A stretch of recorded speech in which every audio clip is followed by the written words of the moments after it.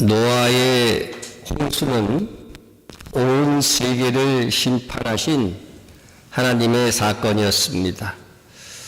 노아가 하나님의 명을 받아 만들었던 방주도 지금 그 크기 그대로 아라랏산에 유적으로 남아서 성경이 진실임을 증거하고 있습니다. 이곳에서 실제로 나무들을 채취해서 분석해 보면 정말 잣나무로 된, 이 지역에서는 나지 않는 잣나무로 된 방주라고 하는 것이 밝혀졌습니다. 노아는 이 방주에 아내와 세 아들과 며느리까지 8명만이 타서 구원을 얻었습니다. 노아의 세 아들은 셈, 함, 야벳입니다. 모든 인류는 이 노아의 세 아들에게서 나왔습니다. 이 세 아들은 홍수 후에 아들을 낳았다. 우리는 이 말씀을 홍수 후에 노아의 아들들이 아들을 낳았구나 생각할 수 있습니다. 아들을 낳았다고 하는 것은 딸은 낳지 않았다 그 말이 아니고 자손을 낳았다. 자손을 의미할 때 보통 아들 이렇게 이야기를 합니다. 그런데 이 아들을 낳기 시작한 것이 홍수 전도 아니고 홍수 중에도 아니고 왜 홍수 후인가 하는 의문을 가져봅니다. 홍수 후에도 홍수 중에도요 그 아이를 낳을 수 있을 가능성이 있었던 것은 노아의 홍수 때에 배 안에 있었던 기간이 1년이 넘습니다. 성경에 보면 377일이나 방주 안에 있었으니까 그 안에서 뭐 할 거예요? 예? 그래서 아이를 낳을 수도 있다는 거죠. 낳을 수도 있었는데 아이가 태어나지 않았습니다. 홍수 전에 노아의 아들들은 모두 결혼한 상태였어요. 그러니까 며느리가 3명이나 있죠. 예? 그리고 홍수 때의 나이가 100세, 아들들의 나이가 100세 전후예요. 전후인데 홍수 전이나 홍수 중에 삼형제가 공이 아들도 딸도 낳았다고 하는 이 기록이 없습니다. 여러분 여기서 우리가 알아야 될 것은 고대에 아들을 낳았다고 하는 것은 단순히 아들을 낳았다는 것 이상입니다. 상속자를 낳았다. 가문을 이었다. 그래서 고대에 아들을 낳는다는 것은 그 가문의 복이었습니다. 그렇다면 노아의 아들들이 홍수의 아들을 낳았다고 하는 이 창세기 10장 1절의 말씀은 노아의 가문이 홍수 후에 하나님의 복을 받았다 하는 것입니다. 이것을 영적으로 표현하면은 홍수 후의 복은 구원 후의 복이 됩니다. 일단 구원을 받지 못한 사람은 복을 받을 수가 없습니다. 일단 살아남아서 구원을 받아야 그가 얼마만큼의 복을 받을 수 있는 것인가가 계산될 수 있는 것이지. 그래서 예수를 믿고 우리가 구원을 받은 다음에 나의 상급이 얼마나 될까, 적을까, 많을까 이렇게 논할 수 있는 것이지 지옥에 가고 나서 거기서 무슨 복을 논할 수 있다는 말인가 하는 것이죠. 하나님께서는 노아와 이 세 아들에게 분명히 복을 주셨어요. 그 복은 생육하고 번성하고 땅에 충만한 것입니다. 이것은 하늘의 복이 아니고 어떻게 보면은 세상에서의 복이에요. 하나님이 노아와 그 아들들에게 뭘 주셨어요? 복을 주시며 그 복이 뭐였느냐 하면 그들에게 이르시되 생육하고 번성하여 땅에 충만하라. 하나님께서 주신 이 생육하고 번성하고 땅에 충만한 이 복이 어떻게 실제적으로 이루어졌는가 설명하는 것이 창세기 10장입니다. 셈, 함, 야벳, 노아의 세 아들 중에 처음으로 이제 야벳 족속에 이 번성한 것이 나오는데 보시면은 야벳 족속은 14족속으로 나옵니다. 함은 30족속, 셈은 26족속으로 나옵니다. 그래서 모두 70족속이에요. 그래서 이스라엘에서 초막절을 지킬 때는 만민을 의미하는 이 70족속의 소를 드리고는 했어요. 소를 드리고 했습니다. 자, 그래서 셈의 이 후손들은 주로 북부 셈족과 남부 셈족으로 나눌 수 있는데, 북부 셈족은 아수르인, 아람인, 그리고 이스라엘인 등으로 들 수 있고, 남부 셈족으로는 아랍인을 들 수가 있습니다. 여러분, 아랍인들도 셈족입니다. 셈족. 예, 그래서 그들이 뭐라 그래요? 아브라함의 후손이라고 자기 주장하잖아요. 셈족입니다. 예. 셈족은 대체로 다 그런 건 아니에요. 대체로 황인족으로 많이 분류가 됩니다. 함의 후손들은 이집트 미스라임이라고 성경에 되어 있죠. 이집트인, 에티오피아인, 아프리카인, 가나안 족속 중 대체로 흑인종이 많습니다. 흑인종이 많습니다. 야벳 족속들은 인도 유로보족의 뿌리를 둔 사람들로 대체로 백인종이 여기에 속한다 하겠습니다. 세계 어느 나라 어느 민족이건 이 70족속에 속한다. 이러한 창세기 10장에서의 셈과 함과 야벳에게서 70족속으로의 이 족보는 대홍수 이후 하나님께서 생육과 번성과 땅에 충만한 이 복이 실제적으로 어떻게 임했는가를 보여주는 장인 것입니다. 그런데 창세기 10장에서 셈과 함과 야벳의 후손을 열거하고 있는데 11장에 가서는 세상 나라인 바벨론 건설에 대한 이야기가 나와요. 바벨론을 건설하다가 실패한 이야기입니다. 우리는 바벨탑이라고 자꾸 얘기하는데 바벨 대도 있었지만 바벨성입니다. 도시를 건설하려고 했던 거예요. 이 실패에 대한 이야기가 1절에서 9절까지 있고, 또 11장 그 후반절에서는 뭐가 나오냐면은 셈의 후손에 대한 이야기가 다시 나와요.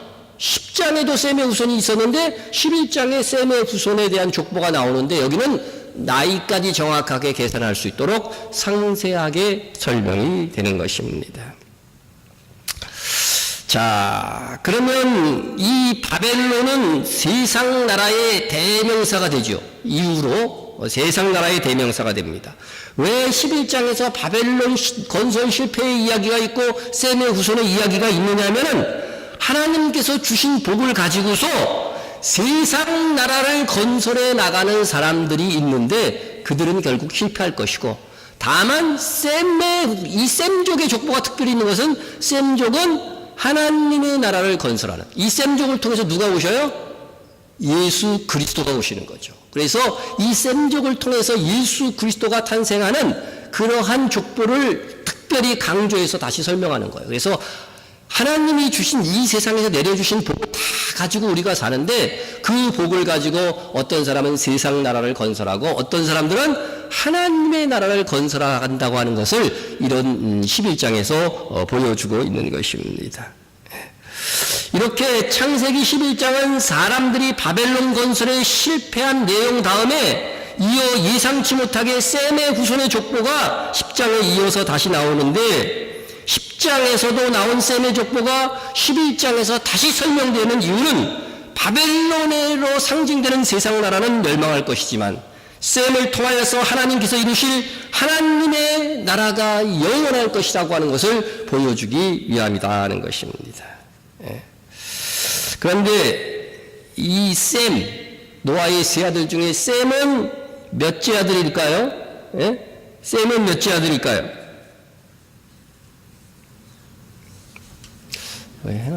노아의 아들 셈은 삼형제 중에 몇째 아들일까요? 셋째 아들이요? 성경에서 셈, 함, 야벳 그래가지고서 첫째 아들이다 그렇게 얘기하는 사람들이 많고, 이거 정확하게는 몰라요. 정확하게는 모르는데 분명한 것은 뭐냐면은요, 제가 이 성경에 나온 인물들 중에 하나님께서 율법에 본 장자의 복은 뭐냐면은요, 갑절로 받는 거예요. 그죠? 다른 형제들이 받는 것에 갑절로 받는 겁니다. 몇 명이 되든지 그 형제를 다 배분하고 그 장자는 갑절로 받는 것인데, 이 성경에서 실제적으로 영적인 장자는요, 장자가 없어요, 실제로. 혈통적인 장자가 없더라는 거죠. 예? 그게 희한하다. 그래서 이 셈도 역시 그러면 장자가 아니지 않겠느냐, 그렇게 생각이 되는 것이죠. 그래서 제가 누굽니까? 살펴봤습니다. 자, 셈은 에벨 온 자손의 조상이요. 여러분, 에벨에서 히브리라고 하는 말이 나온 거야. 그래서 셈은 히브리 민족, 이스라엘의 진짜 원시 조상이죠. 원시 조상. 그래, 셈은 에벨 온 자손의 조상이요. 누구의 형이라고요? 야벳의 형이다. 야벳의 형이다. 이렇게 되어져 있습니다. 형이라는 이 단어는 히브리어로 아흐인데, 이 단어는 형제를 의미하는 단어로 아우라고 번역해도 상관없어요. 그래서 문장을 따라서 형 혹은 아우라고 번역하는 것입니다. 창세기 4장에서 같은 단어, 이 아흐라고 하는 단어를 아우라고 실제로 번역을 했어요. 그가 또 가인의 아우, 누구예요? 아벨이죠. 가인의 아우 아벨을 낳았는데, 여기서는 아우라고 되어 있잖아요. 그죠? 문장을 따라서 이렇게 하는 것이지 같은 단어예요. 그러니까 이 번역자가 이거는 뭐 형이겠네, 아우겠네, 이렇게 하면서 번역을 하는 거라는 것이죠. 그래서 반드시 야벳의 형이다 이렇게 번역하는 것들은 잘못 해석할 수도 있어요. 번역하는 자가 잘못할 수도 있다는 것이죠. 그래서 개역개정의 성경에는 형으로 되어 있지만 킹 제임스 버전에는 이게 아우로 되어 있어요. 똑같은 창세기 10장 21절을 한번 보겠습니다. 킹 제임스 버전, 셈은 에벨 모든 자손의 조상이요 그 형 야벳의 동생이라. 똑같은 구절을 가지고서 한 번역자는 어떻게 돼요? 형이라고 했고 한 번역자는 아우라고 얘기했어요. 그러니까 이거는 형인지 아우인지 사실 알 수 없다는 거죠. 알 수 없다는 거죠. 근데 어떤 게 맞을 것 같아요, 여러분? 둘 중에 하나가 맞는 거잖아요. 어느 번역이 맞을 것 같아요? 킹 제임스 버전이 맞아요. 아우, 동생이라고 번역한 것이 더 정확하다는 그 가능성이 전 더 높다고 보는데, 왜냐하면 성경 자체에서 셈은 적어도 장자는 아니라는 거예요. 장자는 아니라는 게 분명히 드러납니다. 자, 보십시다. 노아는 500세 된 후에 셈과 함과 야벳을 낳았더라. 500세 된 후에 셈, 함, 야벳을 다 낳았을까요? 동시에? 한 아내가 몇 명이었어요, 노아가? 노아 방 탈 때 보면 한 명이잖아요. 한 명이서 한 해에 3명을 낳았을까요? 이거 불가능합니다. 2명까지는 가능할 수도 있어요. 그죠? 1월 달에 낳고 이게 12월 달에 낳으면 가능할 수도 있어요. 그런데 그것도 무리한 이야기고, 어쨌든 셈, 함, 야벳 세 사람을 낳았다는 것은 500세 때에 어떻게 해요? 첫 아들을 낳았다는 거죠. 그리고 나서 이후 이렇게 몇 년을 두고서 아이들을 낳았다는 것입니다. 그런데 이때에 보통 이게 창세기의 첫 족보라고 할 수 있는 아담 이후 10세대를 이렇게 살펴보면 가장 적은 나이에 첫 아들을 낳은 사람이 마할랄렐과 에녹으로서 65세였습니다. 그러니까 65세. 그러니까 보통 60에서 부터 애를 주로 낳았다 이렇게 보면 돼요. 오늘날의 관념으로 생각하면 안 돼요. 65세 되신 분들 청춘입니다. 애들 낳을 수 있습니다. 자, 그런데 최고령으로 첫 아들을 낳은 사람이 무두셀라인데 187세에 라멕을 낳았다 이렇게 돼 있어요. 이게 최고령으로 첫 아들 낳은 것이 족보에 기록된 겁니다. 이게. 그러니까 그런데 노아는 몇 세에? 그러니까 이 노아는요, 제가 생각하기에는 아주 노총각으로 오래 있었던 것 같아요. 500세 다 돼서 결혼을 하지 않았을까, 그렇게 생각이 되는 것입니다. 500세 가까운 노총각, 지금으로서는 상상이 안 됩니다. 노아에게 어쨌든 첫 아들이 태어난 시기가 하나님께서 방주를 만들라고 노아에게 말했던 것보다도요, 지시한 후였어요. 지시한 후. 그러니까 노아가 방주를 만들기 몇 년 전에 지시를 받아요? 방주를 120년 동안, 그들의 해가 120년이라 되어 있으니까 120년을 동안 만든 걸로 추정을 한다고요. 그러니까 노아가 몇 세 때에 홍수가 나는지 아세요? 600세 때 홍수가 나요. 그러니까 120년 동안 거꾸로 만들었다고 하면 노아가 아들을 낳기 전에 뭐를 했어요?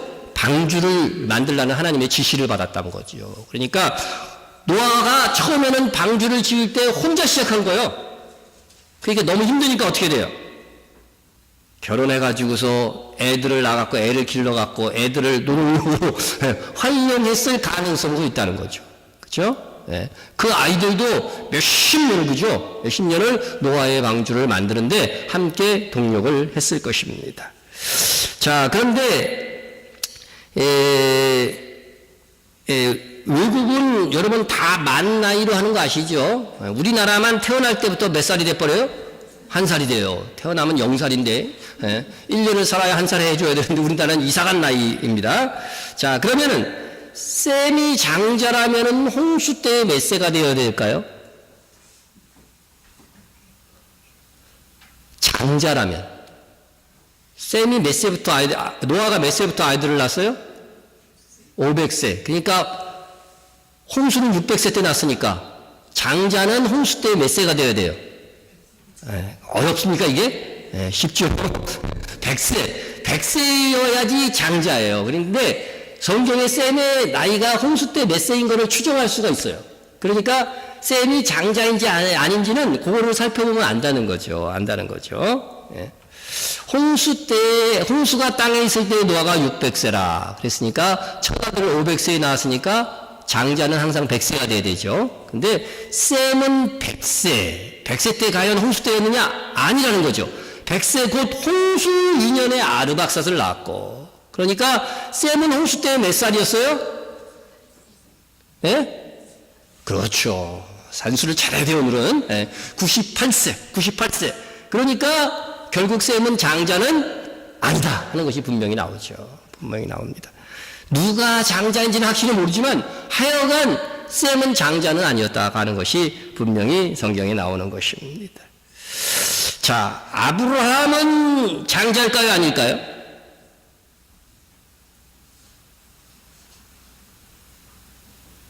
성경에 그런 거 나오지도 않는 걸 자꾸 물어봅니까? 그러지 마시고, 아브라함도 역시 장자가 아니에요. 그 형하고 무려 나이 차이가 60세 이상 나요. 아마 형이 하란이었을 거라고. 하란의 아들이 조카 롯이었죠. 롯. 그런데 60살 이상 차이 나는 것이 창세기 12장 4절하고 11장 마지막 부분을 이렇게 읽어보셔서 계산을 하면 나옵니다. 네. 어쨌든 이 아브라함도 아니고 이삭은 장자입니까 아닙니까? 누가 장자였어요? 이스마엘. 그렇죠. 이스마엘. 예, 이거 다 답이 나와야지 여러분이 실력이 있습니다. 야곱은 형이었습니까 아니었습니까? 누가 형이었어요? 에서가 형이었고, 요셉은 11번째 아들이고, 유다가 이제 그 영적 계보를 이었으니까, 유다는 몇째 아들이에요? 넷째 아들, 그죠? 예. 모세는 첫째 아들이에요? 몇째 아들이에요? 형 아론이 나오셨어요, 그죠? 예. 미리암도 누나고, 막 이렇게 다 나옵니다. 예. 그래서, 그게 보세요. 다윗은, 예?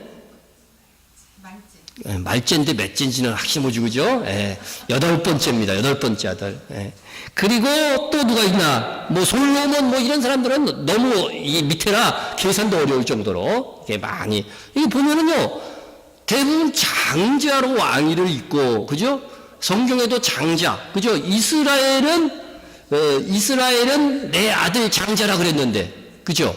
실제로 보면 성경에 보면은 장자가 영적인 장자의 역할들을 감당해 나가는 예는 없더라는 거예요. 한 건도 없어. 한 건도. 예? 자, 이것은 무엇을 의미하느냐? 성경이 일관되게 공통성을 가지고 이렇게 나아가는 것은 이것은 이스라엘이 장자라고 하는 건 분명하잖아요. 이스라엘이 장자의 역할에 어떻게 했다? 실패해 왔다는 걸 보여주는 거예요. 실패해 왔다. 예?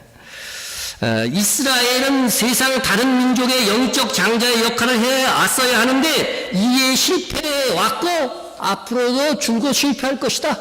이것이 한 예언적인 성격이 있다는 거죠. 예? 그러나 장자로서의 역할을 성공하신 분이 있습니다. 누굴까요? 그렇죠. 예? 예수님은 맏아들로서 우리의 장자가 되셨습니다. 예수님의 우리의 대표로서 예수님께서 우리의 장자 되심을 믿습니까? 예. 안 믿으면 안 돼요. 예수님이 어떤 날 신랑이라고 그랬는데 또 요새는 또 형이라고 그러니 참 이거 여러분 다 돼요, 다 돼. 한번 보세요. 성경에 그대로 나와 있어요. 거룩하게 하시는 이와 거룩함을 입은 자들이 다 한 근에서 난지라 그러므로 형제라 부르기를 부끄러워하지 아니하시고 예수님이 우리를 뭐라고 부르기에 부끄러워하지 않았어요? 형제. 같은 형제도 지질이 못 났으면 형제라고 하기가 창피하잖아요. 근데 우리 예수님께서 우리를 형제라고 부르기에 부끄러워하지 아니하셨다는 것입니다. 예수님은 우리의 신랑이기도 하시지만 형이고 오빠이기도 한 겁니다. 예? 요새 자기 신랑을 오빠라고 부르는 사람들이 자주 있는데 아주 성경적입니다. 그래서 신랑 대신 예수님을 가끔은 예수 오빠 여자분들은 그렇게 불러도 됩니다. 해보세요. 예수님께서는 이스라엘이 실패해왔던 장자의 직분을 예수님께서는 성취하신 것입니다. 그런데 그 예수님이 다시 오실 때에는 이스라엘의 이 장자의 위치를 회복하게 하실 것입니다. 이 세상의 죄로 인하여서 어누러지고 어긋났던 모든 것들을 처음 하나님이 계획하신 대로 이스라엘의 장자의 직분을 회복시킬 거라고 하는 것입니다. 그럼 주님이 오시면 어차피 온 이스라엘이 예수를 믿고 장자의 직분을 회복할 것이라고 한다면 굳이 우리가 나서서 이스라엘의 복음을 전할 필요가 있습니까? 이렇게 생각할 수 있다는 거죠. 주님 오시면 그때 온 이스라엘이 민족적으로 속죄함을 받고 구원함을 받을 것을 예언한 것이 바로 속죄일이에요. 속죄일. 6월절이 예수님의 십자가 고날짜에 돌아가신 것을 예언했듯이 속죄일은 온 이스라엘이 이제 예수께로 돌아오는 언약을 맺는 그날인 것을 예언하는 것입니다. 그 전에 우리는 유대인들이 개인적으로 주께 돌아오기를 구해야 되는 것이죠. 그들이 믿음의 선구자적인 역할을 할 것이고 14만 4천으로 하나님의 종으로서 마지막 시대에 일하게 될 것입니다. 지금까지는 이스라엘을 대신하여 이방인 교회가 오히려 장자의 역할을 했다고 해도 과언이 아닙니다. 이가 없으면 뭐가 대신해요? 잇몸을 대신한다는 말이 있듯이 그와 같은 거죠. 그러나 이제 이방인의 때가 찼고 이제 이방인 교회의 도움으로 이스라엘은 회복되어 갈 것입니다. 이것까지도 창세기 38장에서 다말에게서 태어난 베레스와 룻기의 메시지에서 예언되어져 있다는 겁니다. 먼저 창세기 38장에는 처음 예수를 믿는 사람들에게 조금 소개하기가 낯뜨거운 내용들이 있지요. 이스라엘은 누구에게서 출발한 거예요? 누가 직접적인 조상이라고 그랬어요? 이스라엘의 조상. 그렇죠. 이스라엘이에요. 이스라엘이라고 하는 이름을 가졌던 사람이 누구예요? 야곱이죠. 야곱. 아브라함은 이삭을 낳았지만 하갈에게서 누구를 낳아요? 이스마엘을 낳죠. 이거는 하나님 언약의 백성이 아니었어요. 또 아브라함이 아들 몇 명을 낳았어요? 오늘 수학적인 것만 나옵니다. 자 보시다. 아브라함이 후초를 맞이하였으니 그의 이름은 그두라라. 그가 시므란과 욕산과 무단과 미디안과 이스박과 수아를 낳고 몇 명 낳았어요? 그두라에게서 그두라가 제일 많이 낳았어 대래. 사라에게서는 몇 명? 한 명. 양이 중요한 게 아니라 질이 중요한 것 같아요. 그리고 이스마엘까지 하면 총 8명이죠. 믿음의 조상 아브라함은 8명의 아들이 있었는데요. 복음성도 있는데. 자, 그래서 그러니까 아브라함은 이스라엘의 조상이다 이렇게 말할 수만은 없어요. 조상은 조상인데 그리고 아랍인들도 이스마엘의 아브라함의 조상이라고 그랬잖아요. 아브라함의 묘가 지금 있어요, 없어요? 헤브론에 있단 말이죠, 지금도. 그런데 반은 아랍 쪽 속이, 반은 이스라엘이 이렇게 나눠가지고서 와갖고 또 이게 또 조문을 하고 그런단 말이죠. 자, 그럼 이삭은 어때요? 에서와 야곱을 낳았는데 야곱만이 믿음을 이어가죠. 그죠? 그러나 야곱 때에 와서는 하나님께서 그 이름을 이스라엘로 바꾸시고 12명의 아들 전부가 어떤 길을 가요? 하나님을 믿는 믿음의 길을 가는 거예요. 그래서 야곱에서는 한 사람도 이탈자가 없는 거죠. 이탈자가 없는 거죠. 예? 그래서 이스라엘의 12지파가 여기서 나온 것이고, 그러므로 이스라엘의 직접적인 주장은 야곱인 것입니다. 예? 그러나 영적인 하나님을 믿는 신앙을 모든 아들들이 이어간 것은 이 야곱의 아들들이었다. 그런데 이스라엘이 직접적인 조상이 되는 야곱의 아들 중에서도 온 인류를 구원할 메시아가 탄생하게 되는 아들은 어느 아들이에요? 어느 아들? 12아들 중에? 그렇죠. 유다입니다. 그래서 오늘날 이스라엘 사람들이 대부분 뭐라고 불러요? 유대인. 다른 지파 사람들도 있어요. 그런데도 유대인들이 주류를 이루고 있기 때문에 유대인하고 이렇게 부르게 되는 것입니다. 예. 자, 그런데 이 첫째 아들은 원래 루벤이었는데, 이 루벤은 서모를 범함으로 영적 장자로서의 상속권이 상실이 됩니다. 예? 그리고 둘째, 셋째는 시므온, 레위는 세겜에서 아비의 뜻을 거스리면서 행동해서 영적 상속권이 상실이 됩니다. 이와 같이 그 사람들의 삶을 살펴서 영적 상속권은 상실되는 거예요. 예? 그리고 그 넷째 아들이 그 다음이 바로 유다였죠. 유다. 예? 자, 이제 예수님께서는 영적 장자로 인정된 유다 지파의 왕으로 오셨고 또 다시 오실 것입니다. 다시 오실 것입니다. 이방인이었던 동방 박사들이 예수님을 경배하러 온 이유가 뭐였어요? 태어날 아기가 누구이기 때문에 경배하러 왔다는 거예요. 몰라요? 그렇죠. 유대인의 왕이기 때문에. 보세요. 유대인의 왕으로 나신 이가 어디 있느냐? 우리가 동방에서 그의 별을 보고 그에게 경배하러 왔노라. 아마 이 사람들은, 이 동방 박사들은 다니엘이 가르쳤던 후예들인 것 같아요.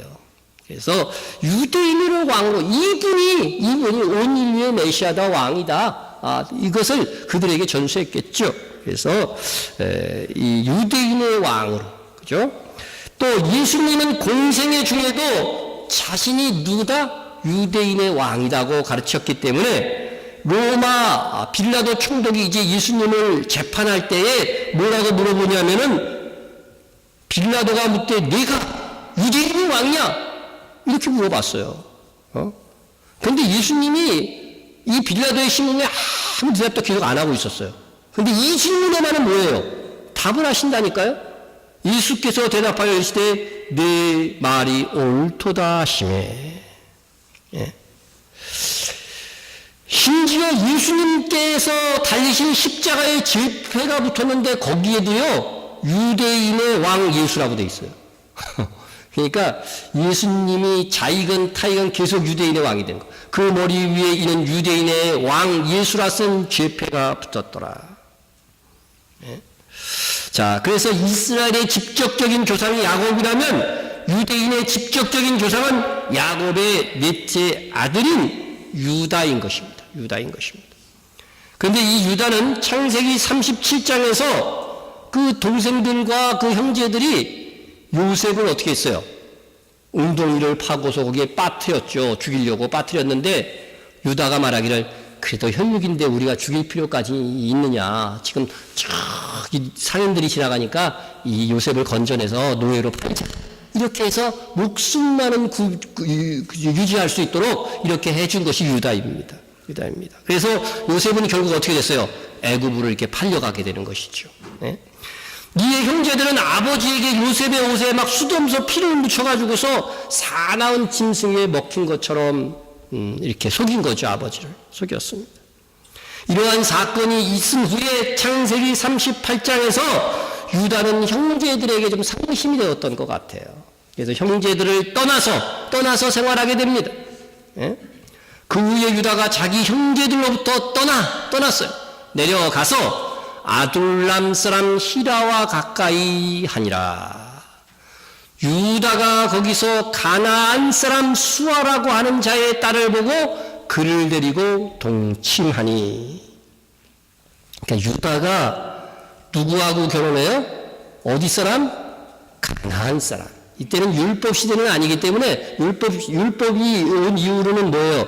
가나안 사람하고는 절대 결혼하지 마라고 그랬죠. 그런데 하여튼 유다가 가나안 여인 이방 여자와 결혼을 한 거죠. 거기에서 태어난 자식 이름을 애우는 사람은 없겠죠. 엘, 오난, 셀라가 태어납니다. 그런데 이 첫째 아들 엘은 그 여호와 보시기에 너무 악한 행동을 하니까 하나님께서 죽이셨다고 돼 있어요.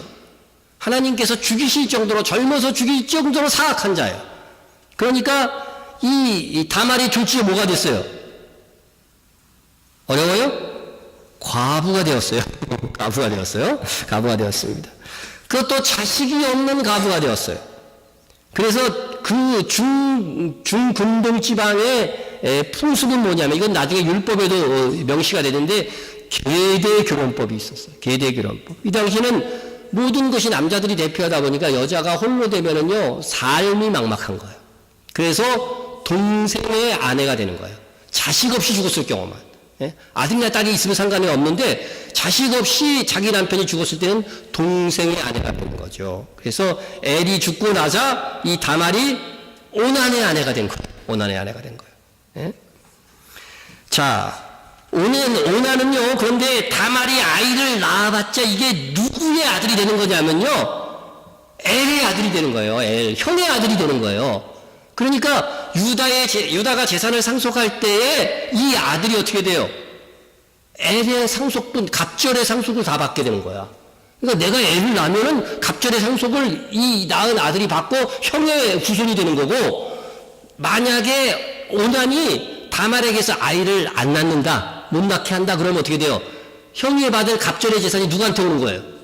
자기한테 오는 거예요, 자기한테. 그러니까 재산상 이득을 위해서 어떻게 돼요? 다말하고 관계를 할 때 성경에 보면 점잖게 땅에 설정했다 이렇게 돼 있어요. 땅에 설정했다. 착해요, 나빠요? 나쁘지. 하여튼 물질주의죠, 완전히 물질주의. 물질을 위해서 이 다말, 홀로 된 다말과 형을, 그죠, 배려하지 않는 행동을 한 거예요, 이 당시로서는. 그래서 하나님께서 오난도 어떻게 하셔요? 오난도 죽이신다니까. 오난도 이 악한 놈을 가지고서. 그러면 이제 다말이 또 누구한테 가야 돼요? 이 셀라 시집을 가야 되는, 이 아주 기구한 운명의 여인이었단 말이야. 근데 셀라가 너무 어려워, 결혼시키기에는. 그래서 유다가 어떻게 돼요? 친정집에 좀 가 있어라, 이렇게 된 겁니다. 그리고 유다의 입장에서는 겁났겠죠. 여자가 내 아들을 하나 잡아먹더니 두 개 잡아먹고 이제 이거 세 개까지 잡아먹지 않을까, 이 염려도 사실 됐던 것 같아요. 그러나 그 당시의 법으로는 분명히 셀라의 아내가 되어야 맞는 거거든요. 맞는 겁니다. 자, 그러나 이제 셀라가 점점 컸어요. 이제 결혼할 나이가 됐어. 근데도 다말을 오라고는 사인을 안 보내는 거야. 소식을 안 보내는 거야. 이 다말은 어떻게 돼요? 자기의 사명은 엘의 뭐예요? 후손을 잇는 것이 이 여자의 조광지처로서의 사명이란 말이야. 그래서 반드시 셀라하고 결혼해야 되는데, 이게 시아버지 입장도 좀 이해가 되고, 막 이러는 거예요. 그러자 어떻게 해야 돼요? 이 다말은 이제 친정에 가서 없어진 상태에서 이 유다가 그 아내도 죽는 거예요. 잘도 죽은 집안이 어떻게 된 거예요? 아내가 죽고 나니까 어떻게 돼요? 외롭죠. 외롭다가 이제 아들남 히라하고 또 이제 어울리다가 그만 어떻게 됐어요? 다말이 창녀의 복장을 하고 나서 시아버지를 싹 꼬셨어요. 그래가지고서 유다와 동침을 합니다. 잘했어요, 못했어요? 여러분, 이 기준으로 생각하면 안 돼. 이 당시 법을 통해서 생각을 해봐요. 지금 여러분 고정관념이 있어서 그래요, 지금. 저는 잘했다고 최선이다. 왜냐하면 시아버지는 지금 셀라하고 결혼해가지고 이 셀라까지 잡아먹지 않을까 걱정하는 판에, 나는 임신을 해서 아기만 출산하면 된다는 거야. 대를 잇기만 하면 된다는 거예요. 그래서 시아버지 유다를 미혹해가지고서 탁 이제 결혼을 한 거죠. 결혼을 한 게 아니죠. 동침을 했는데 놀랍게도 그때 어떻게 됐어요? 임신이 된 거예요. 그러니까 또 소문이 어떻게 나겠어요? 이렇게 되면은 네 며느리가 음행해가지고서 저 했다 그래갖고 유다가 달려가가지고든지 다 죽이려고 하는 거죠, 막.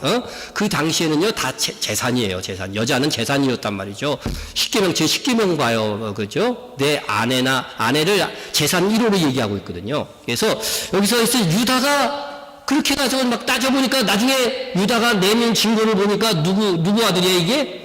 지 아들이거든, 지 아들이거든. 그러니까 얼굴이 뜨끈했겠죠. 그러면서 유다가 하는 말이, 유다가 이르되 그는 나보다 옳도다.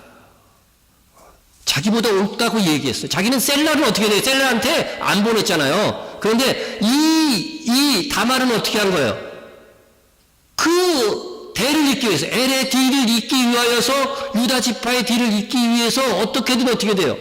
어떻게 해서든 자기의 그 의무를 다했다고 하는 거죠. 그래서 옳다고 인정을 해줬어요. 예? 내가 그를 내 아들 셀라에게 주지 아니하였음에도 하고 다시는 그를 가까이 아니하였더라. 그렇죠? 이제 다말은요 못 발산한 거예요. 이제 결혼 안 해도 돼. 아들이 생겼으니까. 예? 법적으로도 이제 아들이 생겼기 때문에 결혼 안 해도 돼요. 이제. 예? 그렇게 된 겁니다. 여러분 다시금 말씀드리는데 절대로 이것을 오늘날 문화적 법적 잣대로 보면 안 돼요. 아셨죠? 예, 이거 교회 혼인법은요 당연히 시아버지도 그게 포함된다고 신학자들은 얘기하고 있어요. 예? 그래서 당시 고대 근동사회의 여자가 대를 이어가는 것이 여자의 사명이었고 또 복이었어요. 그렇지 못하면 수치로 여기던 시대였습니다. 결국 다말은 이방인 가나안 여인이었음에도 유다 지파의 대를 이어가도록 돕는 역할을 했다고 하는 겁니다. 여러분, 이방 여인이 유다 지파를 낳는 어머니의 역할을 했어요. 어머니의 역할을. 예? 아들을 낳아 대를 잇는 이것을 하나님의 복으로 여기던 시대에 이 가나안 여인 다말이 그것을 감당했던 것입니다. 예? 그런데 이 이방 여인이 유대인을 도와서 대를 잇는 이것이 바로 마지막 시대의 이방인 교회가 해야 할 일들의 그림자라고 하는 사실입니다. 이게 성경에 왜 기록되어 있겠어요? 이 추한 이야기는 그냥 싹 도려내도 아무 상관이 없지. 이거는 무슨 영적 의미가 있는 거 아니에요? 그죠? 예. 이방인인 우리 교회도 이방인 다말과 같이 유대인들이 주께로 돌아오도록 지원하고 힘쓰는 역할을 해야 한다는 것입니다. 그런데 다말이 아들을 낳을 때 구체적인 상황이 또 성경에 기록되어 있어요. 아이를 낳을 때 그 장면을 이렇게 세세하게 기록한 것은 이때밖에 없어요. 성경에 이 기록밖에 없어요. 이것도 영적 의미가 있는 거죠. 그러니까요. 다말이 아이를 낳을 때 보니까요, 쌍둥이야, 쌍둥이. 예? 쌍둥이 중에 누가 형이 돼요? 어렵습니까? 먼저 나오는 거가 형이 되는 거죠. 해산할 때 손이 나오는지라, 아이의 손이 쫙 나오는 거야. 산파가 이르되 이는 먼저 나온 자라 하고 홍색실을 가져다가 그 손에 메었더니, 왜 손에 홍색실을 메요? 무슨 표시? 요놈이 형이다. 예. 나중에 비슷하게 엇갈리잖아요. 막 젖주고 막 이러다가 보면 잘못 놓는 거, 이거 여기까지는 큰일 나거든요. 이게 형하고 동생이 바꿔지는 경우가 있으니까. 근데 손이 나와서 손을 이렇게 탁 홍색실을 묶고 나는데 아주 희한한 일이 또 생긴 거예요. 무슨 일이 생겼어요? 아니, 손까지는 나왔는데 이게 다시 손으로 들어가네? 뭐 이런 일이 있어? 그 손을 도로들이며 그 아우가 나오는지라. 산파가 이르되 네가 어찌하여 터뜨리고 나오느냐 하였으므로 그 이름을 베레스라 불렀고, 그 형 곧 손에 홍색실이 있는 자가 뒤에 나오니 그 이름을 세라라 불렀더라. 여러분, 이럴 경우 누가 형이고 누가 아군가? 손만 먼저 나왔다가 싹 들어간 애가 형일까? 몸까지 완전히 먼저 나온 애가 형일까? 근데 성경은 일단 손이라도 먼저 나왔으니까 얘가 형이라고 돼 있어요. 얘가 형이라고 돼 있다니까. 그러니까 홍색실이 묶여진 거야. 묶여진 거죠. 그래서 완전한 몸으로 가장 먼저 나온 것이 베레스지만 이게 차자가 된 겁니다. 차남이 된 거죠. 이게 왜 성경에 기록되어 있을까? 뭔가 우리에게 교훈이나 무슨 예언이 되어야 이게 있는 거지. 아, 재밌네. 그걸 하고 있어요, 이 내용이? 한 번도 그런 생각 안 해보고 사셨죠? 예. 또 여기 다 이제 고백을 하시네. 예. 이건 역시도 뭐예요? 장남의 실패라는 거예요. 장남의 실패. 예? 이스라엘이 장자의 역할을 제대로 감당하지 못했다는 것입니다. 못할 것이라고 하는 겁니다, 앞으로도. 예? 그래서 장남 세라가 아니라 차남인 베레스의 후손을 타고서 누가 오셔요? 다윗과 예수님이 탄생하시는 거예요. 예? 자, 그 다음 룻기에 보면은요, 이렇게 태어난 베레스의 족보가 룻기에 나와요. 희한하게. 예? 그러면 요 창세기 48장의 이 교훈과 룻기의 교훈은 어떻다는 거예요? 쌤이라는 거예요. 이게 두 번이나 같은 비슷한 사건을 통해서 우리에게 교훈하시는 거예요. 우리에게 교훈하시는 거죠. 예? 그래서 룻기의 결론은요, 룻기 맨 마지막에 베레스의 족보가 기록되어 있거든요. 이게 룻기 결론인 거예요. 예? 자, 그런데 이 룻기라고 하니까 룻이 이방인입니까? 유대인입니까? 예, 이방인이죠. 이방인이죠. 예. 어디 여자예요? 예. 모자 들어가는데. 예, 모함 여인인데. 모함 여인. 오늘날은 요르단, 그죠? 요르단 여인이었어요. 예? 그래서 그나마 이스라엘하고 지금 요르단하고의 관계가 다른 아랍 국가보다는 좋은 거예요. 이런 여유가 있어서. 예? 그래서 다윗도 나중에 어떻게 해요? 도망갈 때 어디로 도망해요? 모압으로도 도망한 게 자기가 외가 쪽은 저 모압 쪽이란 말이죠. 모압 쪽. 예? 자, 그래서 자 이제 룻이 결혼을 했는데 시아버지가 죽지, 자기 남편이 죽지, 예? 자기 그죠? 또 형제, 자기 남편의 형제도 또 죽고. 그러니까 아주 남자라는 남자는 어떻게 돼요? 아주 잘 죽어요, 성경에 보면. 이게 중에. 다 죽었어요, 다 죽었어요. 이게 뭐만 남았어요? 여자만 남았어요. 그래서 며느리 둘하고 시어머니만 남았단 말이에요. 며느리 하나 오르바는 이제 그냥 모압 지역으로 가갖고 다른 데 시집 갔고, 룻은 어떻게 돼요? 끝까지 따라오는 거죠. 딱 어디로요? 바로 베들레헴으로 오는 것입니다. 베들레헴으로 오는 것입니다. 그래서 그때도 역시 계대 고려법에서 누구하고 이제 결혼하게 돼요? 형제가 없으니까 가장 가까운 친척하고 해야 되는 거예요. 그래서 어떻게 해갖고 결국은 보아스라고 하는 사람하고 결혼을 했어요. 결혼해서 아주 나이 차가 많이 났던 것 같아요. 그런데 이제 결혼을 했는데 그래서 결국 나오미에게 아들을 낳아주는 거예요. 아들을 낳으면 이 룻의 아들이 되는 게, 룻과 보아스의 아들이 되는 게 아니라 누구의 아들이 되는 거예요? 자기 형제, 시어머니의 아들이 되는 거예요. 시어머니의 아들. 시어머니 남편이 죽었으니까.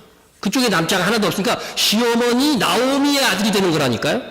룻기 읽어보세요. 분명히. 나오미가 아들을 낳았다. 이렇게 칭송을 해주잖아요. 그래서요. 예? 보세요. 성문에 있는 모든 백성과 장로들이 이르되 우리가 증인이 되나니 여호와께서 이 젊은 여자로 말미암아 네게 나오미에게 그죠? 상속자를 주사 네 집에 이거 보세요. 다말이 유다에게 낳아준 베레스의 집과 같게 하시기를 원하노라 하시니라. 그러니까 룻이 아기를 낳아준 것은 다말이 유다에게 낳아준 베레스와 같은 그런 같은 의미라는 거예요. 그죠? 같은 의미라고 하는 겁니다. 예? 여러분, 이게 아주 우리가 그동안 잘 듣지 못하는 것이지만 중요한 교훈이에요. 교훈이라고 하는 것입니다. 예? 자, 그래서 룻은 보아스에게 아들을 낳아서 역시 유대인의 왕 다윗과 예수 그리스도의 혈통적인 조상이 되었습니다. 예? 여기서 주는 영적 의미가 무엇입니까?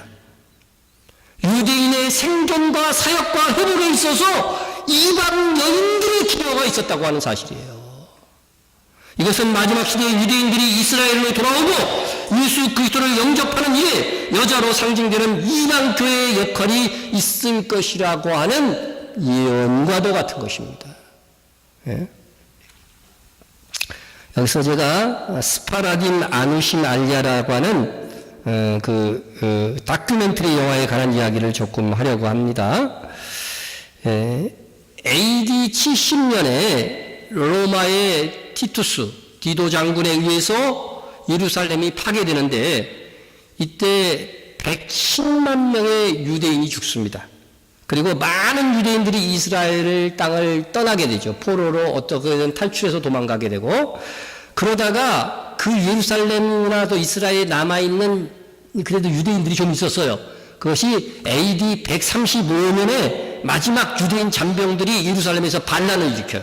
반란을 일으켜서 그나마 남아있던 유대인들도 죽거나 온 세상에 흩어집니다. 그래서 이 AD 135년의 이 반란으로 인해서요, 로마가 어떤 정책을 폈냐면, 유대인은 이제 더 이상 가나안 땅에 살 수 없다. 다 나가라. 이렇게 공포를 해버렸어요. 그래서 이제 유대인들이 다 흩어지게 되었는데, 그러나 이제 유대인들은 어디 가나 그래도 뭐를 잘해요? 애를 잘 낳아요. 생육하고 번성해요. 뭐 진짜인지 거짓말이지만 이스라엘에서 유학하고 온 동생 얘기로는 이스라엘 여자들은요, 애 갖고 이렇게 커튼 치고서 애 낳고서 바로 태어난대요. 할렐루야. 그렇게 애를 잘 낳는 거예요. 그러니까 이게 어디 가나 생육하고 번성하고 하여튼 사업수단들도 있고, 그래갖고 어디 가나 번성하는 거죠. 그런데 이제 AD 313년에 콘스탄트 대제가 기독교를 공인하면서 이게 유대인들이 교회 안에 있는 것이 탐탁지 않은 거예요. 그래서 기독교를 로마의 국교로 정하면서 유대 문화를 교회에서 막 제거하는 데 앞장을 서게 된 거죠. 그래서 유대인들은 기독교 교회 안에서 눈에 가시 같은 존재가 그때부터 되고 가는 겁니다.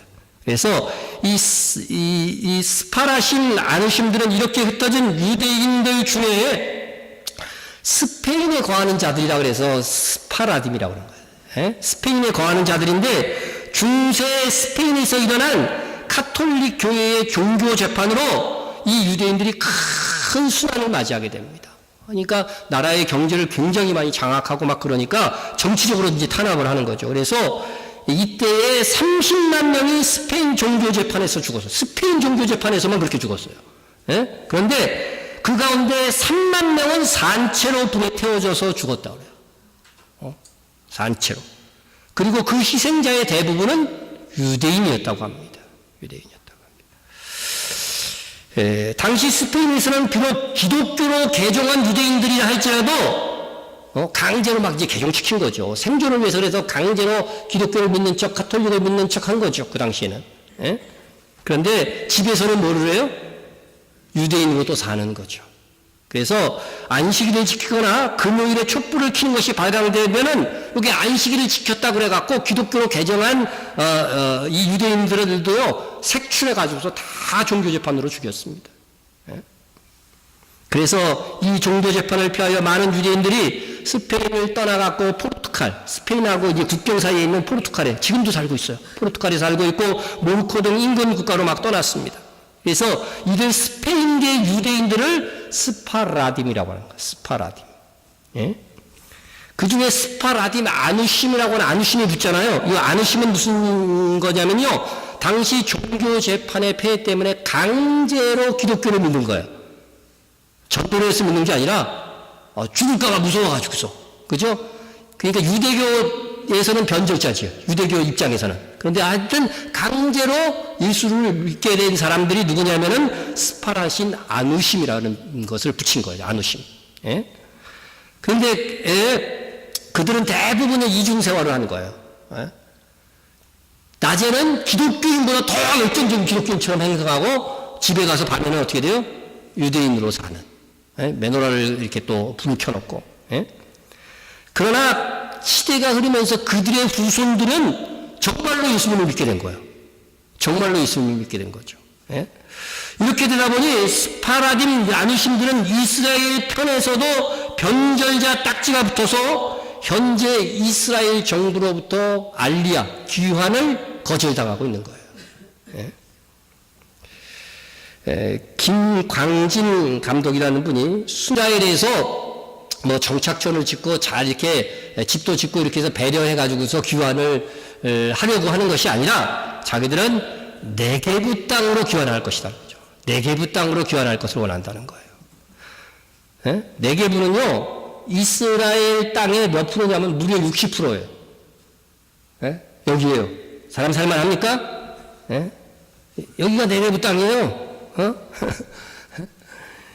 이 60%로 해당하는 이 네겝의 땅은 네겝이라고 하는 것은 남방이라고 하는 뜻과 동시에 황무지라고 하는 땅. 이 남방 쪽에 있는 땅은 다 황무지. 애굽 시내까지의 땅이기 때문에 이 황무지란 말이죠. 황무지. 그래서 이 사람이 살기 적합하지 않은 땅이에요. 근데 우리가 이것을 귀환하려고 그런다.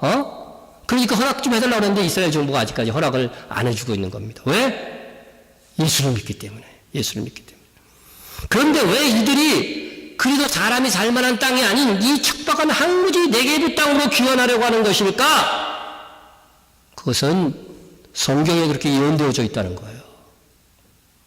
오바댜 1장 20절 말씀입니다. 사로잡혔던 이스라엘의 많은 자손은 가나안 사람에게 속한 이 땅을 사르밧까지 얻을 것이며, 이건 지금 그렇게 되어졌어요. 예루살렘에서 사로잡혔던 자들, 곧 스바랏에 있는 자들은 네겝의 성읍들을 얻을 것이니라. 스바랏은 스페인의 히브리 이름이래요. 스바랏은. 그래서 이 스페인에 있던 자들, 정말 하나님이 성경이 놀랍지 않습니까? 어떻게 스페인으로 주로 도망가서 살 것을 아시고, 그 당시에 스페인은 세계 최고의 강국이었어요. 스바랏에 있던 자들은 다시 귀환해서 어디에 살게 된다고? 네겝의 성읍을 얻게 될 것이라고 하는 겁니다. 자, 그래서 오늘날 스바랏, 곧 스페인에 살던 유대인들을 스파라딘 유대인이라고 부릅니다. 이 말씀은 그들이 다시 고국으로 돌아와 네겝에 살게 된다고 하는 예언의 말씀인 것입니다. 그래서 이 말씀을 그대로 이 사람들은 믿고 있기 때문에요. 이 사람들도 이 예언을 알고 있어요. 그래서 우리들은 네겝으로 가야 된다고 이렇게 말하고 있는 것입니다. 그러나 이 예언을 가로막고 있는 자들이 누구라고요? 이스라엘 정부와 정통 유대인들입니다. 그러나 이 말씀이 선지자 오바댜로 예언되어진 바 하나님께서는 반드시 이루실까요? 못 이루실까요? 때가 되면 이루신다는 겁니다. 이분들의 알리야가 중요한 것이 뭐냐면 이분들은 누구를 믿어요? 예수 그리스도를 믿는다는 거예요. 그러면 이분들의 알리야가 허락되면은요 이스라엘의 분위기가 확 달라질 수 있을 거예요. 그리고 그 황무지, 네겝의 황무지가 어떻게 돼요? 사막이 변하여 숲이 되고 동산이 될 수 있다는 거죠. 우리가 오늘부로 이 예언을 알았으니까 이 일을 위하여 어떻게 해야 되겠어요? 헌금 안 해도 좋으니까 기도하세요. 우리가 힘을 더 길러 이 사역에도 힘을 쏟았으면 좋겠다고 하는 생각은 가지고 있습니다. 이들이 예수 그리스도를 믿는 유대인이기 때문에 더욱 그렇습니다. 그런데 우리나라의 다니엘장 선교사님이 아프리카 선교를 하다가 오바댜 1장 20절에 이 말씀을 받았다는 거예요. 이분이에요. 그래서 하나님께서 너 네겝으로 가가지고서 스파라딘 유대인들의 기한을 예비하라고 하셨다는 거예요. 생전 자기도 알지도 못하는 한 말씀을 주시면서 너 여기로 가라는 거죠. 성경에서 딱 한 구절도 아니고 정확하게 되면 반 구절이에요. 오바댜 20절의 반 구절. 그 예언된 말씀입니다. 그런데 그 말씀에 영적 부담을 하나님께서 주시더니 결국은 어떻게 돼요? 네겝으로 무조건 갔다는 거예요. 그래서 이스라엘의 그 정부에다가 그곳에 정착지, 농장 뭐 이런 것들을 하고서 신청을 했는데 아니 이방인 네가 여기에다 왜 이렇게 정착을 하려고 그러냐. 이스라엘 정부에서도 부정적으로 얘기를 하더래요. 담당자들이. 근데 시간이 지나고 나서 이상하게도요 허가가 났대요. 너무나 후진 땅이니까 좋나 봐. 허가가 났다는 거예요. 그래서 그곳에 깃발을 꽂고 스파린 유대인들의 알리야를 예비하고 있다고 하는 것입니다.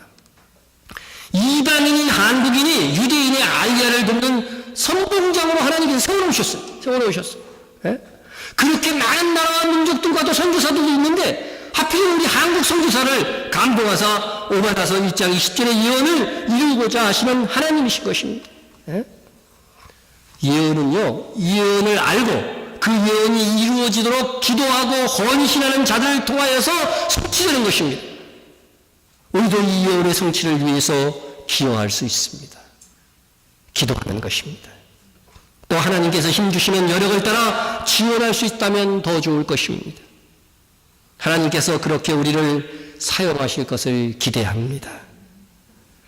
가나안 여인 다말을 통해 유다 지파의 존재, 유다 지파를 존재할 수 있도록 하나님께서 하셨습니다. 예? 모압 여인 루스의 헌신과 조력을 통해서 다윗과 다윗의 후손 예수 그리스도가 오셨습니다. 이것은 다 이방인을 통해서 유대인이 회복된 사건인 것입니다. 다말과 루스의 역할이 마지막 시대의 이방교회의 역할인 것입니다. 그래서 오직 남자들만 있는 족보에도 예수 마태복음 1장의 그 족보에 보면 이 여인들의 이름이 그래서 기록되어져 나오는 거예요. 예? 밧세바도 햇사람과 결혼했으니까 이방인인 가능성이 많은 거죠. 햇사람, 밧세바도. 그러니까 거기 나오는 여인들이 이방인 여자들이에요. 마리아만 빼고요. 깨어서 이것을 알고서 헌신할 기회를 얻은 우리는 하나님께 감사드리면서 이 일을 위해서 여러분 기도하시고 충성하시기를 주의 이름으로 축원드립니다. 동성으로 기도하겠습니다. 하나님께서 이 세상에 주신 복을 영원한 복을 얻도록 헌신하기. 이 세상에서 주신 복을 가지고요 누리고 끝나는 것이 아니라 이 복을 영원한 복을 얻도록 충성할 우리가 되게 해달라고 기도해 주시고요. 스파라디 많으시는 유대인들의 알리아의 길을 열리게 하옵소서 기도해 주시고요. 이스라엘의 회복을 돕는 능력 있는 교회가 되게 해달라고 기도해 주시고요. 선교사들과 선교지를 위해서 기도해 주시고 박해받는 지역의 성도들을 위해서 기도해 주시고요. 또 목회자와 교회와 성도한 중보를 위해서 기도해 주시기 바랍니다. 통성으로 기도합니다. 사랑의 하나님 아버지 감사합니다. 우리와 함께 하시는 하나님을 찬양합니다. 하나님 저에게 주신 복들이 있습니다. 우리 성도들에게 주신 복들이 있습니다. 이 세상에 주신 복을 누리고서 끝나는 것이 아니라 이 세상에서 복을 가지고 영원한 복을 얻도록 또한 우리가 재헌신하고 충성할 수 있는 저희들 다 될 수 있게 도와주시옵소서. 우리에게 주신 건강과 우리에게 주신 아버지의 시간들과 우리에게 주신 선물들을 통하여서 주님께 아버지 하나님에 드려지고 충성할 수 있게 하여 주시기를 간절히 빌고랍니다. 또한 스파라딘 나누심들에 대한 말씀을 아버지 오늘 들었는데 그들이 아버지 하나님의 예언대로 내게 아버지 그 항무지 땅에 알리아의 길이 열릴 수 있도록 하나님 함께하여 주시고 주께서 말씀하셨사오니 이루어 주실 줄로 믿습니다. 우리의 기도가 주님의 뜻을 이루는 초석이 되게 하여 주시옵소서. 아버지 하나님 우리의 교회가 또한 이스라엘 회복을 돕는 진정한 능력 있는 교회가 점점점 되어져 갈 수 있도록 주님과 함께하여 주시기를 간절히 빌고원합니다. 박해받는 지역의 성도들을 위해서 기도합니다. 하나님 함께하여 주시옵소서. 일어나게 하여 주시고 회복되어지게 도와주시고 그들이 끝까지 믿음을 지켜 한 회상을 쌓는 자들이 다 되어지게 하여 주옵소서.